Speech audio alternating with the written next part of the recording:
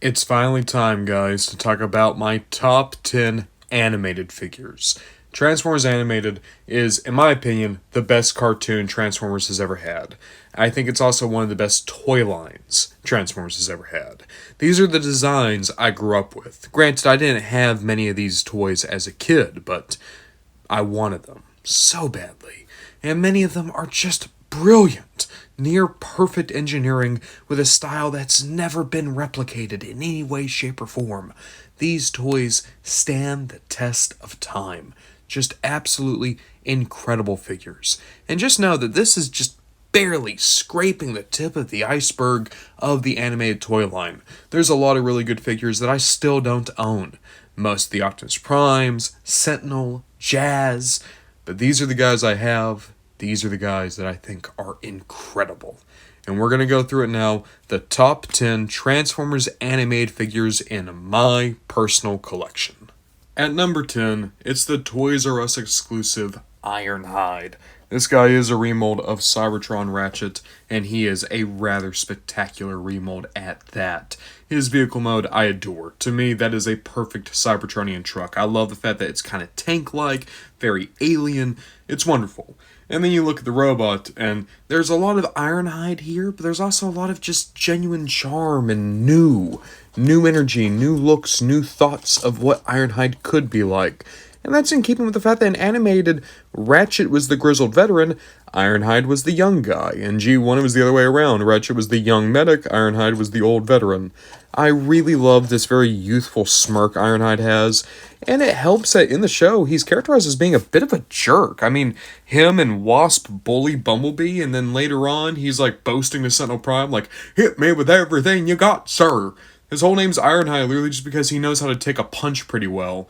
I like the toy. I really, really do. There's just one thing holding it back for me, and it's a very petty thing, but it does become an issue.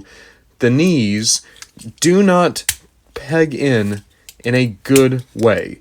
So you hear this, it is very stiff. That's known to break. Meanwhile, on Ratchet, there's no peg at all, which means that there's nothing to keep the legs in place. It's weird that this mold became a problem at the knees in two completely different ways. But it's still a really fun toy. Just be careful with transformation. At number 9, it's Elite Guard Bumblebee, my favorite deco on this Bumblebee ever. And the anime Bumblebee design is already an amazing design. But adding this black and gold color scheme really does give a whole new energy to him. Of course, you still have the stingers, you have his rockets, you still have the incredible head sculpt, but the colors are what do it for me. I think that maybe if the mold was a little bit better, he could get even higher up. Admittedly, Wave 1 animated Bumblebee has a little bit of clutter, a little bit of issues that other animated toys wouldn't have, but man, this was one of the best Bumblebees ever when it came out. It's still an incredible Bumblebee, and one that I'm always happy to pick up and play with. At number 8, it's the biggest Autobot of the line and one of the biggest figures in the line in general. It's Leader Class Ultra Magnus. One of my favorite Magnus designs ever. Look at how big and authoritative this Magnus looks.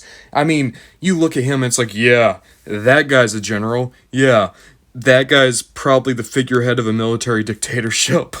If you're not familiar with animated, Magnus is a well-meaning, let's say a lesser of two evils type of character. Benevolent boss, absolutely. Willing to listen to civilians, sure. He's also a bit of a dictator. One that's put in martial law and very strict laws and doesn't seem to be against having children sent to their deaths. I kind of wish we got that season 4 of animated, because they were really priming us to find out that Magnus might not have been the best guy around. But he had an incredible design, he had a wonderful presence in the show, and I love so much about this Magnus. My favorite thing being just his incredibly old and worn out face. You can tell this guy's been in charge for a very long time. At number 7, we're going to the other leader class figure on this list. It's Bulkhead. I love this guy. What a great design. To me, this is animated. This is everything about Derek J. White's design philosophy all rolled into one toy. And there's a reason it feels that way. It's because Bulkhead was the first. When Derek J. White was trying to solidify what the animated design style would be, he drew 3 characters. He drew Optimus, he drew what would become Prowl, and he drew Bulkhead. The idea was you take one character that has a very recognizable look, Optimus. You take a character with some recognizable aspects, but you change up a lot, Prowl. And then there's one guy you built from the design up, Bulkhead. And Bulkhead is still just an amazing look. He is so much fun. The armored truck is still really nice. I do kind of wish that this wasn't always here. For some reason, Buzzsaw on Bulkhead just really bothers me. But even still, you're getting one of the best designs ever in Transformers with a near-perfect figure. Sure, there's a little bit of kibble on the arms, but really not that bad.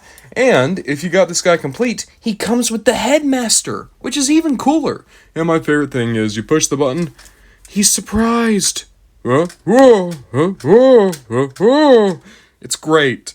I love this guy. I love Bulkhead. I think that this guy is just a wonderful toy from top to bottom. At number 6, it's Lockdown. Alongside Bulkhead, when I think animated, I also think Lockdown. And to be fair, Lockdown was basically the other breakout star of animated. He made it into the movies, he made it into the comics. He's just kind of an omnipresent force within the franchise now. I really do adore Lockdown. I think he's a wonderful figure. He has some issues. Issues like his hips, issues like his hands. You can see how his hand never really folds out all the way. But that's okay, because look at this guy. Keep in mind, he's a deluxe. He's a deluxe that's bigger than Voyagers and almost as big as Leaders in animated. Nowadays, he towers over Leader class. This was a deluxe class figure that gave you absolute bang for your buck. There's never been a deluxe as big as Lockdown. He is just insane with the shape shifting he did to get from car to robot mode, and I adore it. Plus that car mode. Gorgeous, gorgeous, gorgeous, gorgeous muscle car.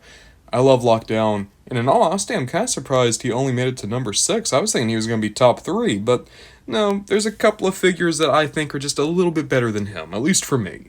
At number 5, it's Arcee, and if Arcee were complete, I think she'd be way higher on this list. However, my Arcee is missing her fins and missing a foot.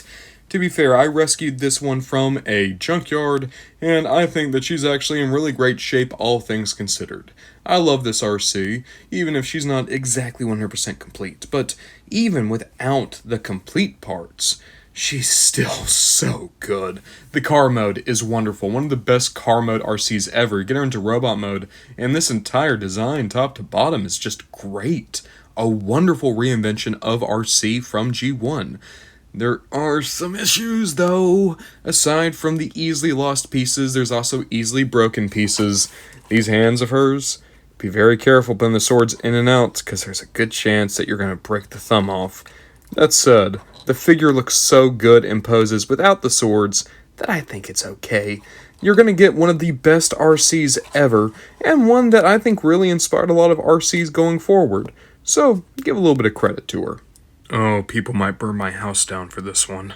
At number 4, it's animated Shockwave. And you ask most people, they will tell you Shockwave is the best toy from animated. I'm actually inclined to agree. I do think objectively he is the best toy from animated. But here's the funny thing. Despite the fact that I've now owned this figure for over a month, I feel like I still haven't seen all of him yet. I think there's going to be a day where I'm so familiar with Shockwave that he's going to be the number 1.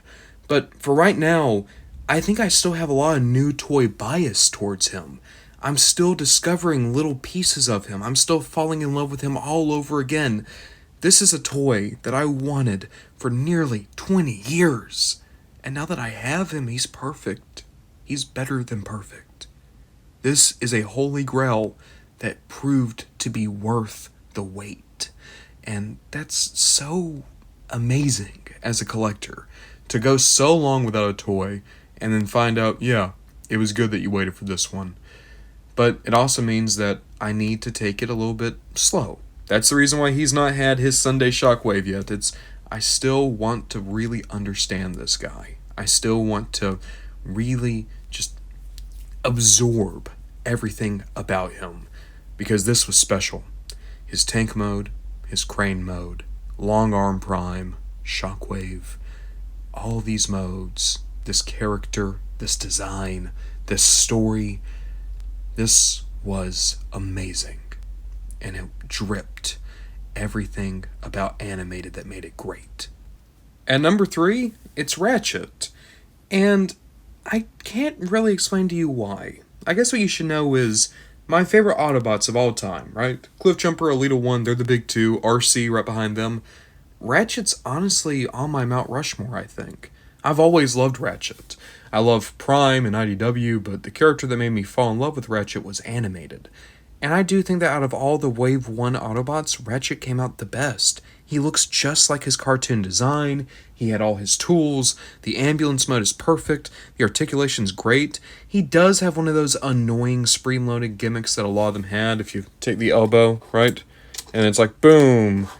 And it's like, I mean, that's okay. I would have preferred it not to be there, in all honesty, but it doesn't change the fact that this Ratchet's just perfect. He looks like an old man, beat down, run down, not ready to face the world again today, but he's going to. There's something about how sad he looks that I adore. That's perfect. That is absolutely what this Ratchet is. I went back and forth on my top 2, but at number 2, at least right now, it's Blurr. And I want to say right now, this is my favorite Blurr. It's one of my favorite Transformers of all time. It might be my favorite Autobot toy of all time. I think he's just perfect. His design, his proportions, everything about him, even his axe, this goofy little axe weapon, it works. It all works. But there's a reason why I love Blurr. You see, when I was growing up, I had a speech impediment. And you occasionally hear it when I speak nowadays. If you ever wonder why sometimes I slow down when I'm doing a video, it's because if I start speaking too fast, my speech impediment really starts to come back up. But because of that, I had a big issue when I was a kid, because I just couldn't help but speak quickly, and as a result, not a lot of people understood me. So I eventually had to start going to a speech pathologist, and they were teaching me how to properly enunciate things. I had a real hard time with X's and Z's and S's. I had a hard time with a lot of those L's. I was missing the ability to speak properly. But there was this character in Transformers Animated, Blurr, and Blurr speaks really fast. He does. He speaks very, very quickly. And a lot of characters have a hard time understanding him, but I could understand him because I spoke fast. And that was the thing that, even though he was only there for a few episodes, like the final 2 episodes of Season 2, and then he was there for the first episode of Season 3. But I understood him, and that meant a lot. There was another character who spoke the way I spoke. And so, one day I go to my pathologist, and I come home, and my grandparents are there, and my grandparents had bought me Blurr, because they found out how much I liked this character. Because, from what I remember, there was a point a while before that where I was really excited to show them that there was a character on TV who was speaking like I was, but he was still really cool. He wasn't a joke. They weren't making fun of him because of how he spoke. It's like, no, he was just really fast. And this was a gift my grandparents gave me, because it's like, hey, this one's like you, isn't he? At number 1, it's Oil Slick. I just adore everything about this figure. The motorcycle mode is just wonderful. The transformation, one of the best motorcycle transformations ever. In fact, let's do it. Let's do it as we talk. So Oil Slick, right? His whole gimmick is that he uses cosmic rust that he stores down here in these barrels, and he uses it to just poison Autobots. He's a toxic warrior. He uses chemical weapons.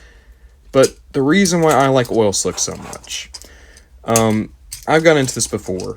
There wasn't a lot of money around the house for a good chunk of my childhood. And so there were a lot of toys I wanted that I never got.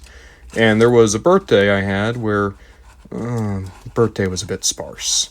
But that was okay. I kind of understood that happens. But later that month, my birthday's in April, but later that month, there was going to be Easter, towards the very tail end of April.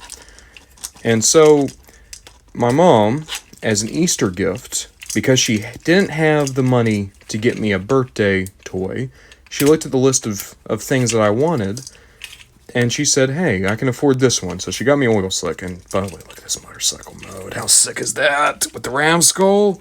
Oh, so good. So good. But she got me Oil Slick, and You know, this was like Easter gift, this was birthday gift, and it meant a lot of things to me. One, it was so amazing because if I remember right, this was the first animated toy I ever got. Was Oil Slick. This cartoon I loved so much, and I finally had a figure from it. And when I was a kid, because like I read the back of the box, and I was like, okay, Oil Slick. I somehow got into my head that this was Lockdown. I think maybe just because Decepticon, green, kind of similar aesthetics. So for a little bit, this was like the bounty hunter of my Decepticons, and he was going, and he would sometimes work with the Autobots so they paid him better. But I had so many good memories of this guy just being an absolute menace to both sides, because he wasn't in it. Yeah, he might wear this Decepticon logo, but it's all about Oil Slick, baby. This guy was so good. But there's also the family connection, you know? Like, hey, my mom gave this to me. My mom got this for me when maybe things weren't doing so good. And this is still at least partly my childhood Oil Slick. So, my childhood Oil Slick eventually came down to the torso.